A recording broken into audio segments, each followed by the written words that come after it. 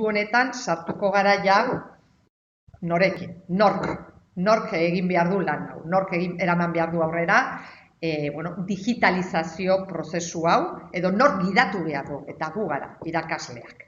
Hemen gaude irakasleak. Eta, irudia oso polita da, errepikatzen dizuet, ikusi duzue, ikasleen irudia loretxo hori dela, pentagono hori, ikastetxearena borobila, eta gure irakasleen irudia, gure kompetentzia digitalaren irudia goxoki hau da.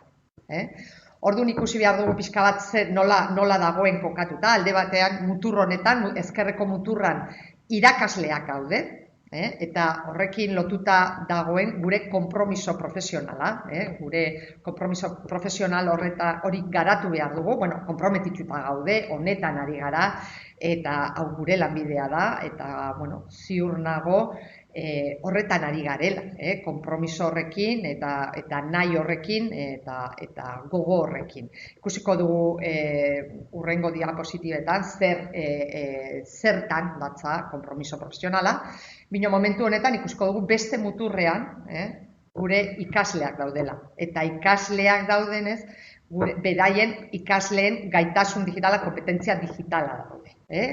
Ikusi dugun loretxo hori, pentagono horretan agertzen ziren azpikompetenziak, daude hor gure ikasleekin. Bi muturrak, eta erdian zer dago? Hezitzaileen gaitasun pedagogikoak, gure irakasleen gaitasun pedagogikoak. Eta horiek zer dire gaitasun pedagogiko? Lotuta daude alde batetik baliabide digitalekin, eta gero garatuko dugu zer den eta zer dago hor sartuta baliabide digitala azpikompetentzia honetan, ikaskuntza eta irakaskuntza, metodologia, eta hor ere ikusiko dugu zer dagoen, ebaluazioa, beste arlo importantea gure lanean, eta ikasleak ahalduntzea.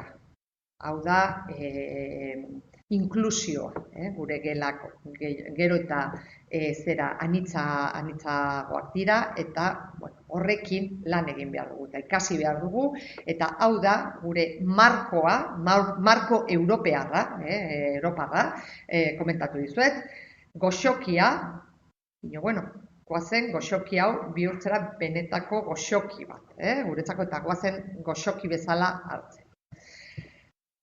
Hasiko naiz konpromiso profesionalarekin, eta gaurko webinar honetan hau da gehien garatuko dudan gaia zen. Alde batetik dago erakunde barneko komunikazioa, eta hau egiten ari gara. Ikastetxeko email korporatiboa erabiltzen dugu, bai ikasle, bai lankide eta bai administrazioarekin. Eta online ikastaroak ingurune kudeatzea.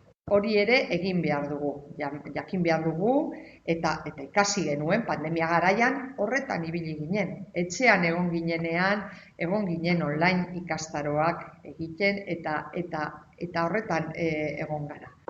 Zertan datza, ikaslekin lan egiteko, B1 maila honetan, ikaslekin lan egiteko nire ikastetxeko plataforma erabiltzen du. Bertan, euren datuak babestuta daudela dakidalako. Eta hori oso importantea da.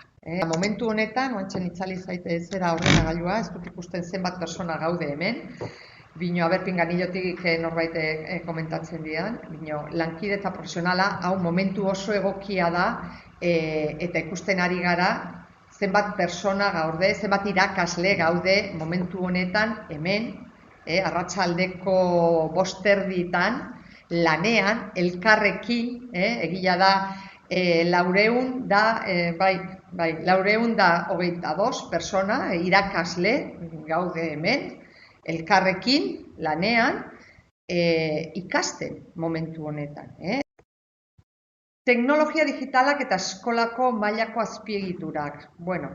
Hau badakigu dagoela, honen inguruan beti egoten dira zalantzak eta momentu honetan transizio momentu batean, gaude, plataformak ere hor daude, pilpilean, hau ez da gure erronka nagusia, zen plataformak erabili behar dira, baina bueno, beste nonbaitetik ere kudeatzen ari dira gai hau, bino guk jakin behar dugu ikastetxeko plataforma erabiltzen eta jakin behar dugu ere hezkuntza sailako aplikazioak erabiltzen kudeaketa administratiboa egiteko gehien bat, eta hori guztiok egiten dugu, horretan ja urteak daramatzagu, eta materialak online gordetzeko. Gure materialak. Hausnarketa praktika, eta honetan ere, ari gara, ari zate, eta bakarrik pensatu behar dugu, ja, guk erabiltzen dugun materialak, urtero erabiltzen ditugun materialak, betikoak edo ez dugu inoiz mugitzen edo beti berrikusten ari garen ala ez. Erabiltzen, egokitzen edo sortzen ditudan ikasleekin lan egiteko materialak urtero, ziur nago, urtero berrikusten dituzuela eta hobetzen saiatzen zarela. Guk gaur goizean egin dugun bezala. Ziur nago zuek ere horrela egiten duzuela. Urtean erabili eta ikusten duzuenean zerbait ez dabilela edo zerbait ez dela ongi ulertu edo zerbait ez dela ongi atera, ziur nago aldaketa batzuk egiten dituzuela eta proposamen berriak sortzen dituzuela horren inguruan. Bizitza digitala. Bizitza digitala lotuta dago presentzia digitalarekin. Eta presentzia edo ausentzia, jakin behar dugu hori gure irudia bat dela. Bai presentzia eta bai ausentzia ere, ez pagaude hor, hori ere gure ikasleak eredutzat hartzen dute, eta kontziente izan behar gara. Ikaskuntza profesionala teknologia digitalen bitartez. Eta ziur nago ere, azken urteetan, eta pandemia ere etorri zen, eta asko amitz ikasi dugu bi urte hau, azken urte hauetan, bideoak, webinarrak edo online ikastaroak egin ditugu. Gure arloko ezagutzak eguneratzeko.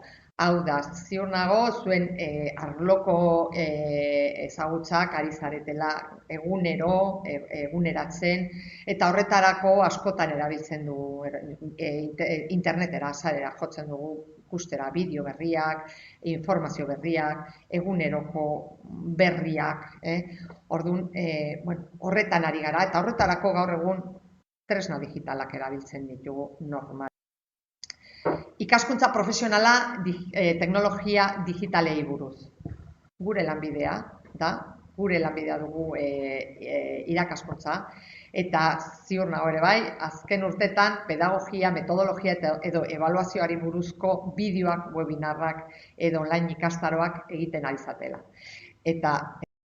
Eta bukatzeko, pensamendu konputazionala, eta pensamendu konputazionala ikusi lotuta dago egitura, pensamenduaren egiturekin. Eta horretarako oinarrizko egiturak, pensamendu konputazionalan erabiltzen diren oinarrizko egiturak oso lagungarriak izan aldira, gure ikaslei erakusteko nola pensatu, hobekigo, argiago eta helburu horrekin beraiek gidatzeko, eta horretarako gu ere esperientzia hori izan behar dugu.